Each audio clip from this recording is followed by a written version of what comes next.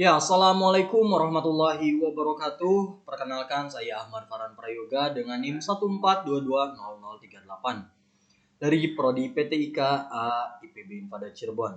Dalam pembahasan kali ini, saya akan sedikit memaparkan tentang mutu pendidikan untuk melengkapi nilai UAS mata kuliah etika, profesi, dan keguruan.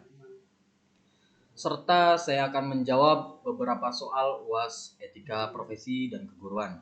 Soal yang pertama, banyak orang berbicara tentang merosotnya mutu pendidikan. Di lain pihak, banyak pula yang menandaskan perlu dan pentingnya pembaharuan pendidikan serta pengajaran.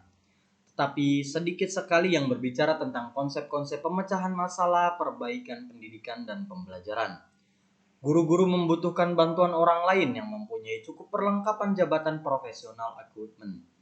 Mereka membutuhkan bantuan dalam mencoba mengerti tujuan-tujuan pendidikan, tujuan-tujuan kurikulum, tujuan-tujuan instruksional secara operasional atau behavioral objektif. Mereka mengharapkan apa dan bagaimana cara memberi pengalaman belajar yang sesuai dengan kebutuhan anak-anak dan masyarakat yang sedang berkembang. Pertanyaannya, jelaskan menurut Anda tentang tujuan, peran, dan manfaat supervisi pendidikan dalam meningkatkan kualitas pendidikan di Indonesia.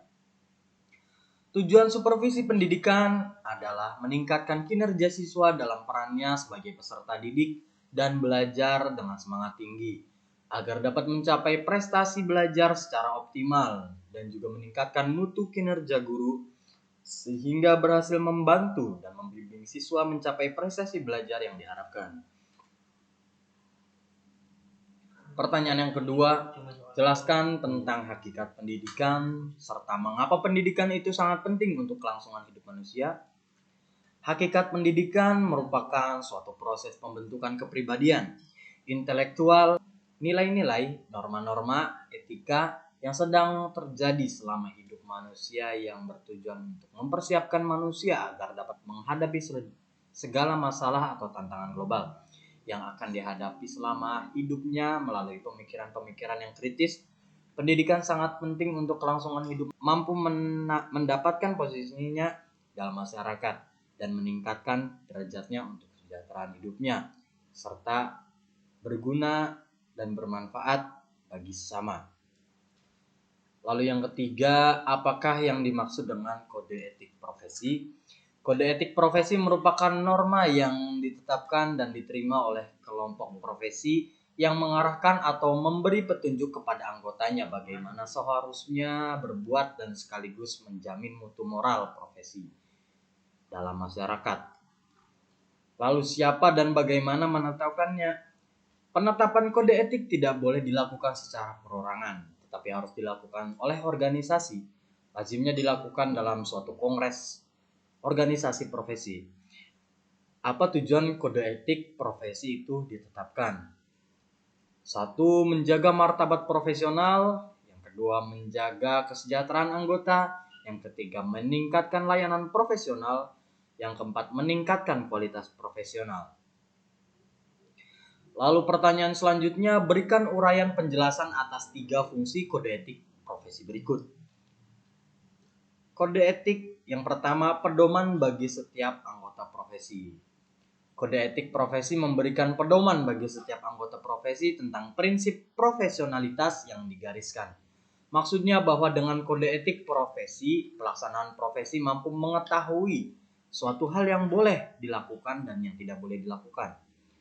Lalu saran kontrol sosial. Saran kontrol sosial merupakan suatu upaya teknik dan strategi yang mencegah perilaku manusia untuk menyimpang dalam masyarakat. Lalu selanjutnya mencegah campur tangan pihak luar. Kode etik profesi mencegah campur tangan pihak di luar organisasi profesi tentang hubungan etika dalam keanggotaan profesi. Arti tersebut dapat dijelaskan bahwa para pelaksana profesi pada suatu instansi atau etika bisnis dan tata kelola yang baik. Halaman perusahaan yang lain tidak boleh mencampuri pelaksanaan profesi di lain instansi dan perusahaan. Lalu yang kelima, guru yang profesional merupakan guru yang ahli dalam bidangnya.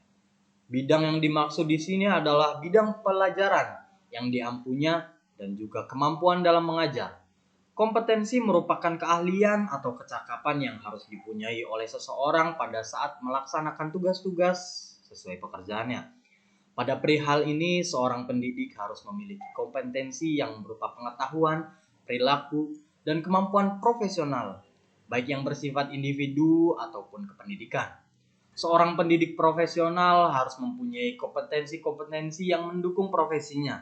Kompetensi tersebut terdiri dari kompetensi profesional, kompetensi pedagogik, kompetensi kepribadian, serta kompetensi sosial.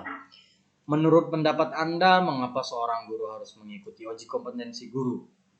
Jelaskan. Menurut saya, karena uji kompetensi dilakukan untuk memperoleh informasi mengenai penguasaan materi ajar atau substansi dan metode pembelajaran setiap guru.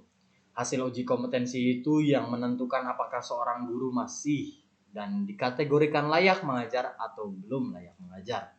Maka dari uji kompetensi guru tersebut, seorang guru mampu meningkatkan serta memperluas pengetahuan dan teknik cara pembelajaran.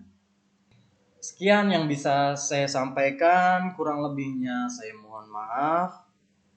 Billahi taufiq wal hidayah. Wassalamualaikum warahmatullahi wabarakatuh.